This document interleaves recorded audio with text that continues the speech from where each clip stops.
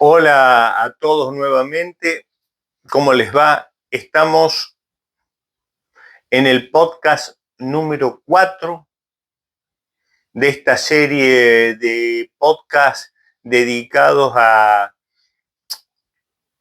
las explicaciones y conversaciones eh, interiores y las que comparto con ustedes acerca de mi práctica profesional durante 30 años, desde, como digo siempre, desde la Argentina hasta Estados Unidos, hablando en varias lenguas de señas diferentes y hablando en lenguas de señas regionales. Como dije en el podcast anterior, ustedes ya saben, ya saben, los que se inician ahora tal vez no, los que vienen escuchando los otros podcasts tal vez sí, que es, no existe la misma, en Argentina no existe la misma lengua de señas, exactamente igual en Buenos Aires, lugar donde vivo, en Córdoba, lugar donde vivía, y que en Mendoza, que en Formosa, que, por ejemplo, para que ustedes se ubiquen, Formosa, que queda al norte del país, y Misiones, que queda al norte del país, no se habla la misma lengua porque son limítrofes con el Paraguay, y entonces las lenguas se van mezclando más fácil con Buenos Aires, que tiene más intercambio con el Uruguay, esquemáticamente hablando, esquemáticamente hablando. Ni hablar del sur, ¿no es cierto? Chubut, Río Negro, depende. La geografía es distinta. Hay señas para la geografía que no existen en Buenos Aires, edificios, casas, formas de las casas, etcétera, etcétera, etcétera. Siempre es necesario hacer estas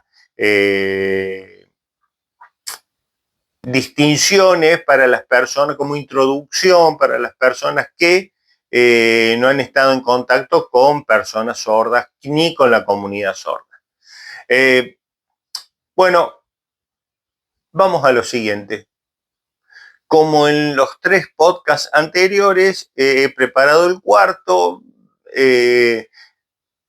y nuevamente voy a ser desafiante con los sistemas que clasifican, califican a priori y per se a la sordera como si fuese una sola cosa.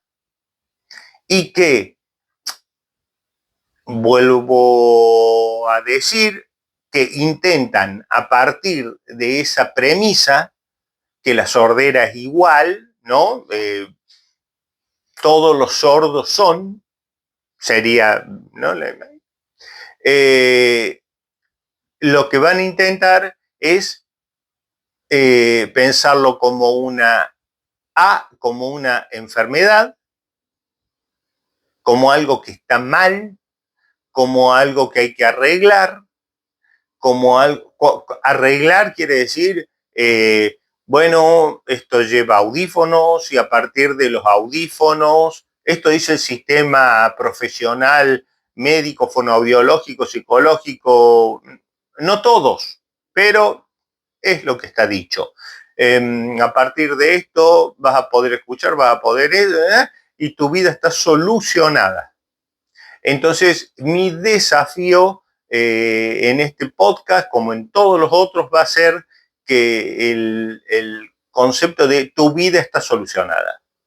No, la vida no está solucionada. La vida no está solucionada ni para las personas sordas, ni las personas oyentes, ni las personas de cualquier país ni nacionalidad. La comunidad sorda y las personas sordas tienen las mismas dificultades que tenemos todos nosotros los seres humanos, con la distinción que tienen un modo distinto de percibirlas. Y ahí está donde yo intervengo. en el modo diferente de percibirlas. Si no detectamos el modo diferente de percibirlas, ahí vamos a crear una enfermedad,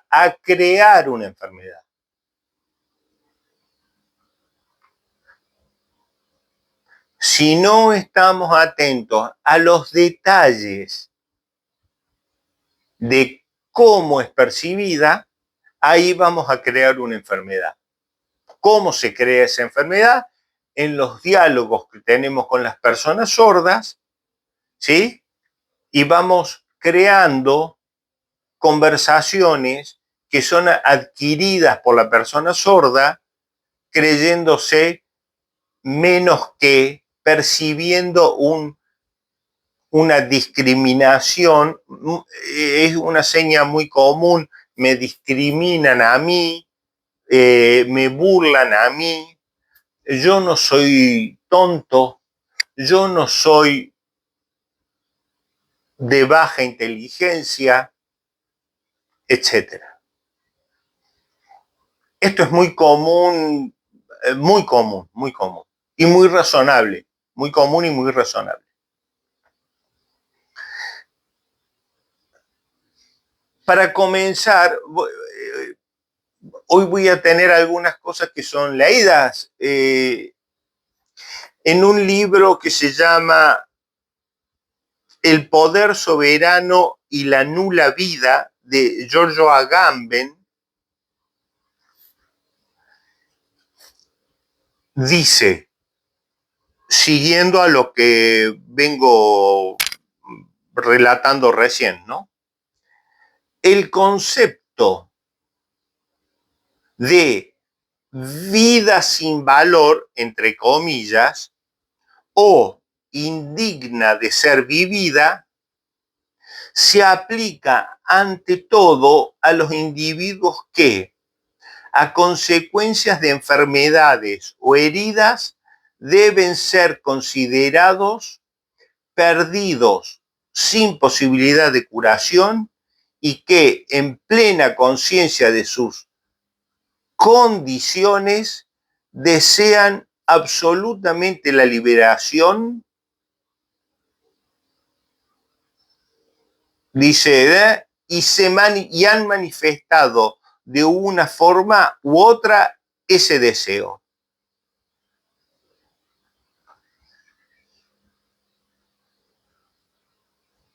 Sigue. Más problemática es la condición de otro grupo considerado por los idiotas incurables, tanto en el caso de que lo sean por nacimiento o que hayan llegado en una situación por una fase de su vida, como parálisis, etcétera, etcétera. Vuelvo. Tenemos los psicoterapeutas, los que trabajamos con personas y los que tenemos la responsabilidad y la ética, pensar y repensar esto del término vida sin valor. O sea, personas que por cualquier, como dice acá, herida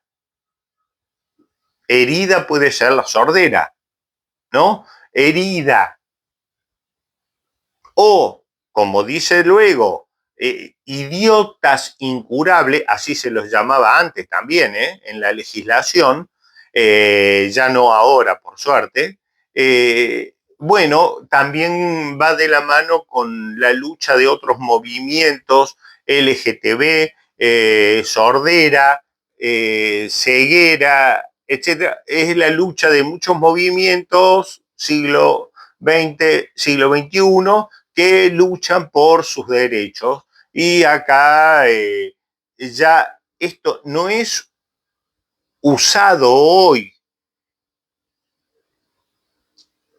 en los textos, pero puede llegar a ser usado por debajo sin que se note, sobre las personas, en este caso sordas, que es sobre lo que estoy hablando.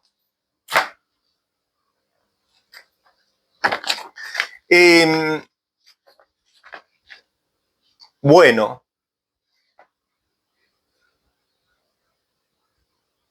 me quedé pensando, ¿qué estarán pensando ustedes? Recuerden,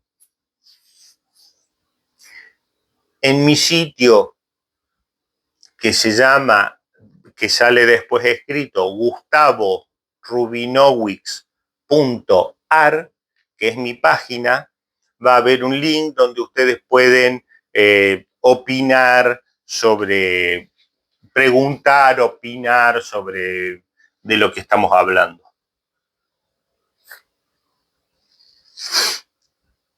Para dar cuenta de esto, y mi desafío a que hay una cosa de la sordera, hay una cosa, está dicho a propósito, hay algo de la sordera que debemos mirar con atención, con una lupa, y los que tenemos muchos años más años no quiere decir mejor, sino práctica de mirar mucha sordera, muchas personas con sordera, y notar y detectar de qué se trata. Voy a leer un caso porque lo tengo que leer, pasó hace mucho, lo podría, pero quiero ser preciso. Si quieren, pueden ustedes linkearlo para pensarlo con aquella joven que conté en un podcast que vivía en un lugar donde nadie la comprendía porque era un hogar de menores y ella era la única que hablaba en lengua de señas, o lo pueden ligar con el que hacía fútbol y parecía preso y en realidad era fútbol, y que yo compartimos en esa conversación fútbol, el que hacía él esta seña, con fútbol que hacía yo esta seña.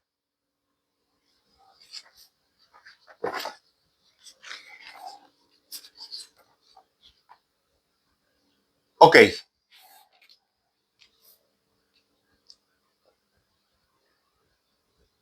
Un joven de unos 30 años aproximadamente, sí sé la edad, pero aproximadamente, que trabajaba en un organismo del Estado donde se manejaba dinero, ¿sí? Donde entraba y salía dinero para pagar cuentas, etcétera, del Estado, y trabajaba ahí dentro de un plan de personas con discapacidad, y que trabajaba ahí hace un tiempito. Me cuenta lo siguiente.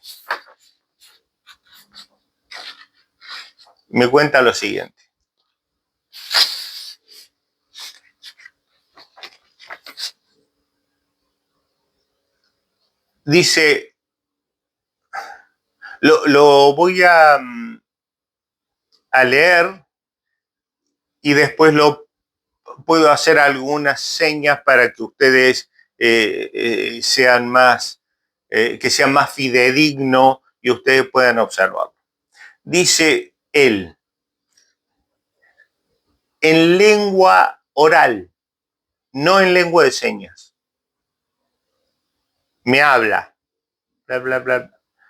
Dice, vi a unos hombres negros que querían lastimarme. Pregunto yo, ¿dónde los viste? Los vi en el ministerio en donde yo trabajo. Pregunto yo, ¿y ellos qué hacían? ¿Qué decían? Vamos a hacer ahí Cuando yo digo ellos, ¿qué hacían y qué decían? Ubico a los hombres negros en un espacio virtual, imaginario, ellos, acá. Desde ese momento, siempre ese acá, ellos, después tal vez ni necesite decir ellos, sino hacer esto, o sea, señalar para ese espacio que no hay nadie, pero que para una persona sorda están ahí, no ahí que estén ahí los hombres de negro, sino el relato está ahí, ¿sí? Y siempre va a ser para el mismo lugar. Y así para cada elemento del relato que se vaya sumando, va a haber otro. Si dice mi papá, tu papá, va a ser siempre señalando a tu papá, pero no va a ser para allá, sino va a ser siempre tu papá.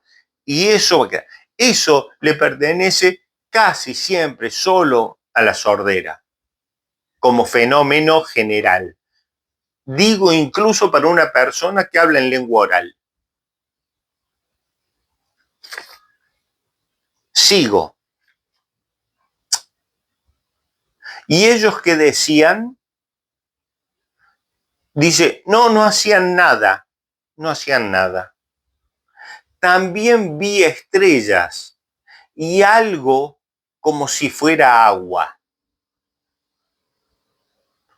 Todo eso ocurrió en el mismo momento que veías a los hombres negros. Piensa,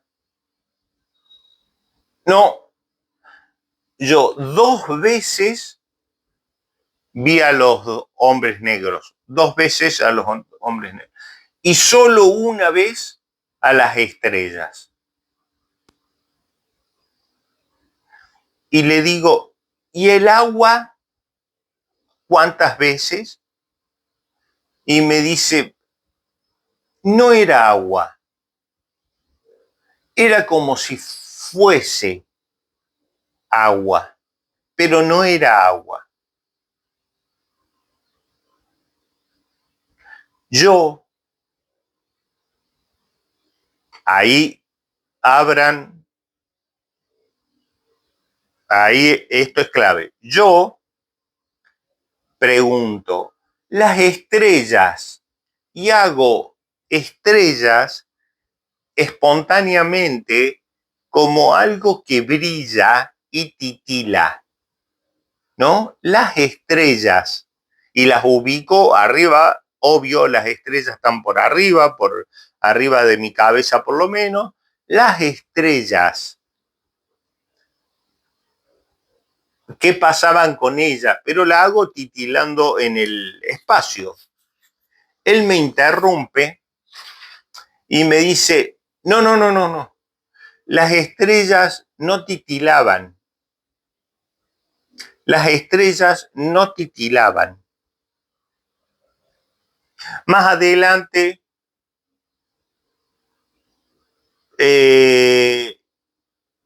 bueno, conversamos sobre eso y él dice, pero te quería decir una cosa, a los hombres negros, si vos estabas, vos sí los podías tocar, yo no los podía tocar. Ajá.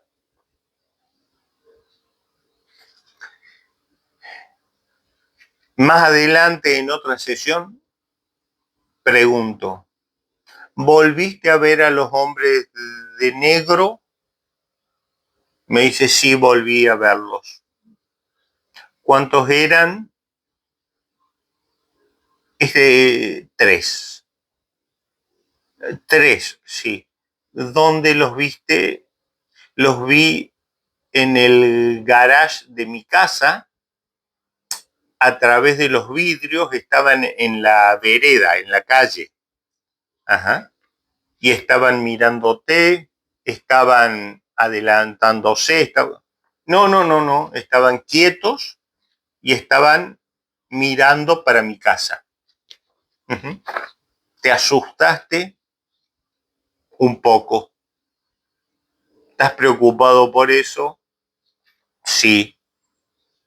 ¿Alguna vez volviste a ver que no sea en el garage de tu casa? Piensa, no. A la sesión siguiente, obvio que esto es un recorte, ¿no? Pero a la sesión siguiente, ¿cómo te fue con los hombres de negro y con las estrellas? Las estrellas no las vi más, el agua no la vi más, eso parecido al agua, y a los hombres de negro sí. ¿Dónde viste a los hombres de negro? Yo estaba por dormirme y los hombres de negro estaban parados frente a mi cama. ¿Y qué hacían los hombres de negro frente a tu cama? No hacían nada. ¿Crees que te querían lastimar? No sé. ¿Te asustaste? Sí. ¿Qué hiciste? No, nada, después no los vi más. Lo vi un ratito y después hace como... No, desapareció. Ok. Bla, bla, bla, bla, bla. El caso sigue.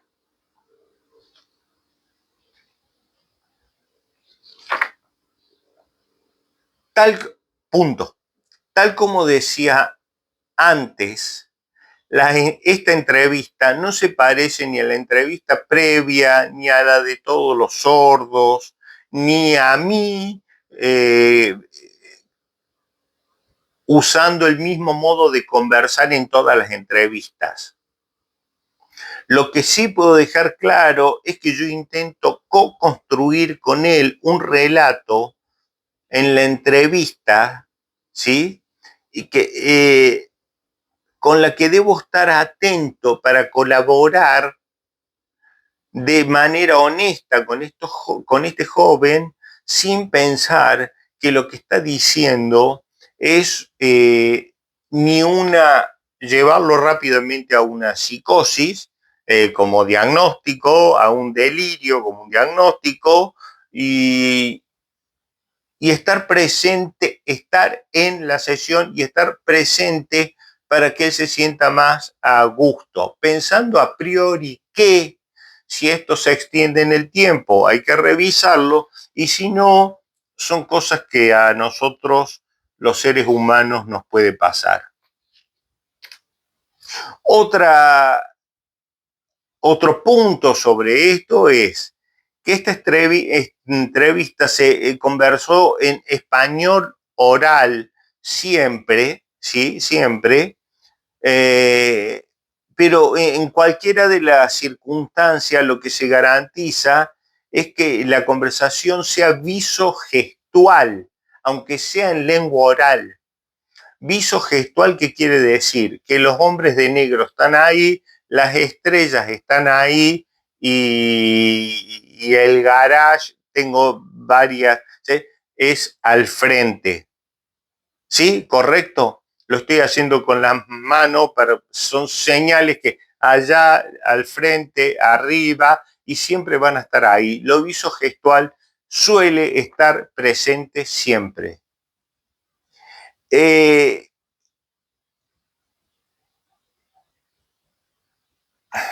Ok.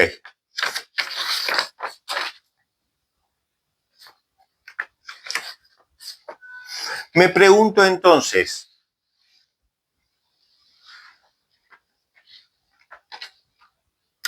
al joven después le fue mucho mejor, ¿eh? Ya no había hombres de negro, ya no había estrellas. No es magia, no es magia, no fue magia. Fue conversación con psiquiatría para regular, para que lo ayude, ¿sí? No hubo magia. Es lo que los psicólogos hacemos para conversar con gente y ayudarlos a tomar caminos que no se les ocurría un ratito antes de conversar con nosotros. Sería más o menos eso. Y acá tengo tengo algunas preguntas que para compartir con ustedes. que tienen que ver con este caso y con todo lo que vengo contando y que son de orden teórico. Imaginen, no olviden vidas sin valor, indignas de ser vividas.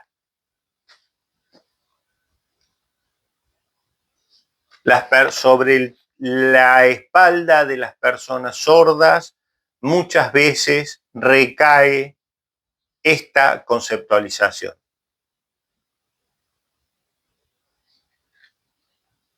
Entonces me pregunto, a partir de ello, ¿cuál es el desafío de asistir y colaborar en psicoterapia con personas, familias u organizaciones de personas sordas?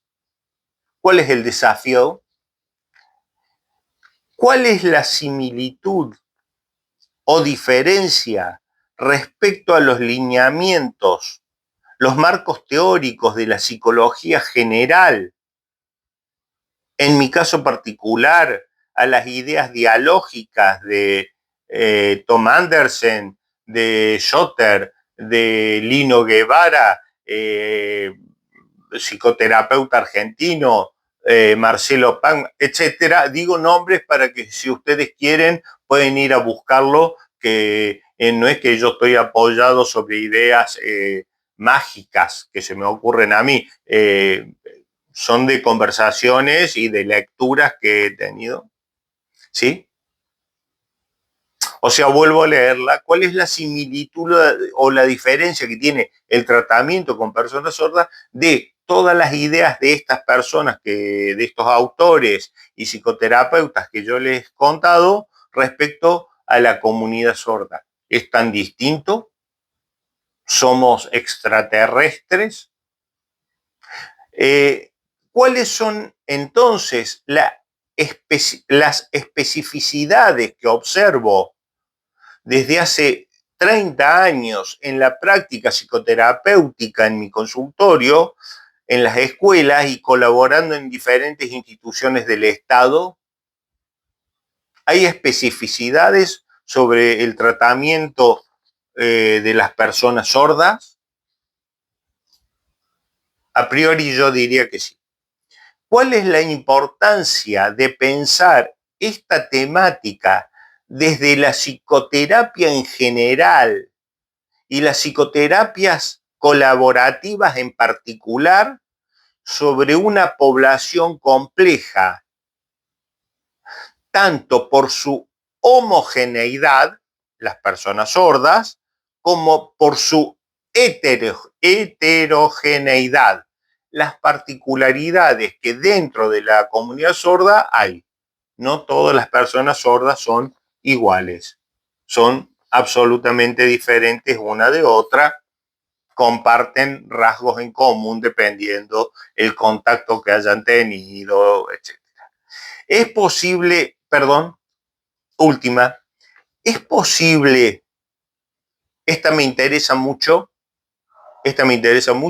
por eso traigo autores como Agamben, como Schotter, o como que son mucho más grandes que los autores que hablan de la sordera todo el tiempo, que son mucho más pequeños porque abordan la sordera como una cosa muy específica que le pasa solo a los sordos, ¿sí? Entonces, esta pregunta para mí es vital. ¿Es posible ubicar la sordera dentro de otros marcos conceptuales más abarcativos, de diferentes culturas, de diferentes momentos históricos, sobre las comunidades minoritarias, los derechos particulares de las personas con discapacidad, los derechos de los grupos LGTB, las luchas de cualquier minoría en cualquier estado o país del mundo luchando por? Se me ocurre en en Australia, en Sudáfrica, los negros y las personas negras y las personas blancas y la historia de Mandela, etcétera, etcétera, etcétera. Grande, no quiero irme por toda la historia, pero hay ejemplos, vayan a Martin Luther King, etcétera. Quiero decir, ampliar, ampliar, ampliar, ampliar. No nos queda otra. No nos queda otra. Si queremos darle un buen, esto es para terminar, si queremos darle una buena atención a las personas sordas, creo que el único camino que queda, o uno de los caminos que queda, es ampliar. ¿Qué? Ampliar las teorías que conversan solo de sordera y ampliar los terapeutas, no las personas que nos consultan, los terapeutas, ampliar ese discurso, ¿sí? Tenerlos nosotros para poder compartirlos con ellos, no decirle vos tenés que ser Martin Luther King, sino o vos sabés quién fue Martin Luther King. No, no hace falta eso con un jovencito de 15 años, pero hace falta que nosotros sepamos que cuando un jovencito de 15 años dice odio a mi mamá, no está diciendo que odia a su mamá, está diciendo otra cosa que tiene que ver con lo que acabo de leer de Agamben, que le toca de algún lado por debajo de su discurso, por debajo de lo que puede, ¿no? Pero lo siente y se siente en el ambiente. Cuando yo le pregunto a ese joven, odio a mi mamá, y empiezo a ampliar, le pregunto, ¿cómo conversás vos con tu mamá? ¿Cómo te comunicás? ¿En lengua de señas? No, en lengua de señas mi mamá sabe poco. Ah, ok. ¿Y tu papá? No, mi papá cero. ¿Y tu hermano? No, mi hermano sabe. El más grande, suelen decir así, ¿no? El más grande es el que más sabe, la del medio más o menos, y el más chico, no sabe nada. Ok, ok. Algunos llegan a decir, el perro me entiende. Si hay alguien que no está dentro de la sordera y te dice que el perro me entiende, ya anotaría, cuidado, el perro lo entiende, claro, el perro, o el perro, he visto, el perro sabe lengua de señas, dice el jovencito. Entonces, claro, tienes razón. Él le habla en lengua de señas, el perro obedece, está adiestrado por él, pero él no sabe que lo adiestró al perro, pero él cree que sabe lengua de señas. Ah, le digo, ¿el perro te entiende a vos? Sí, el perro me entiende a mí, perfecto, me entiende el perro. Ah, listo, listo. Hace muchos años, muchos años, una señora, con esto termino, porque me lo acabo de acordar, una señora viene y me dice que necesitaba hablar conmigo urgentemente sobre su hijita de 5 años. Y me dice, vos sabés que mi hija la he encontrado muchas veces hablando lenguas de señas con el gato. Y ella le cuenta cosas al gato en lengua de señas. ¿El gato qué hace? Pregunto yo. El gato se queda ahí mirando, ¿no? Entonces, obviamente la pregunta que está por debajo es, ¿está loca?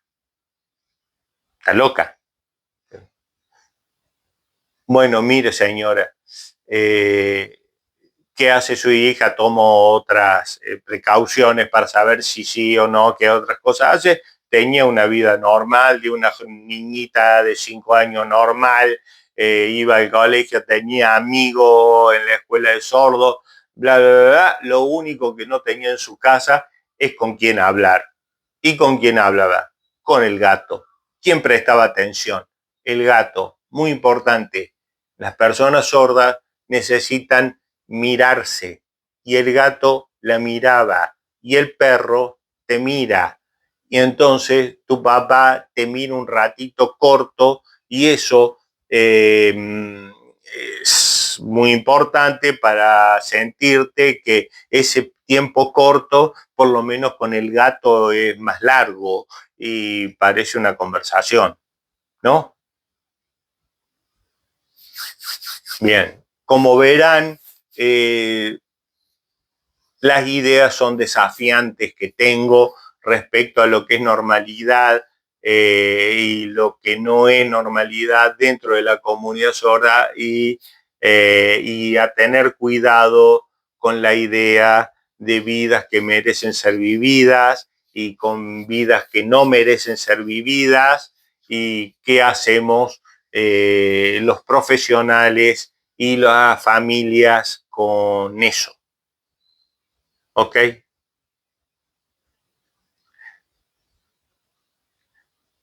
Acuérdense que mi página es gustavorubinovich.ar.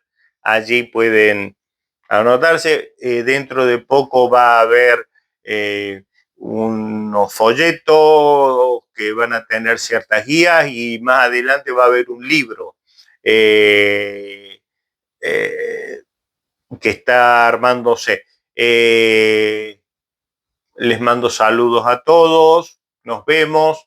El podcast número 5 está armado, lo tengo en la cabeza, está armado y tiene que ver con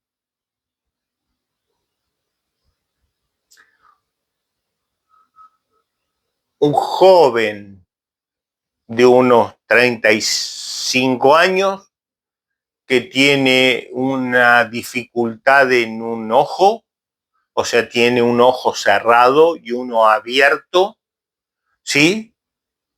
Y habla en lengua de señas de una manera con alguna dificultad y le han pasado cosas de la vida muy complicadas y ahí entro yo. Después que su psicóloga anterior dijo, él no tiene nada en la cabeza ni en las señas, por lo tanto yo no puedo trabajar con él, no puedo hacer nada con él. Ok, llega a mí en esas condiciones. Yo contentísimo porque me gusta mucho ese tipo de desafíos a la idea de vidas que no merecen ser vividas. ¿Vieron que existe? Fíjense, piensen, cuántas veces los profesionales hacen y las familias hacen cosas de vidas que no merecen ser vividas, ¿sí? Y se van a llevar sorpresas. Se lo agradezco a todos, espero haber sido honesto, soy claro, ojalá que sí. Saludos a todos, chau, chau, chau, gracias.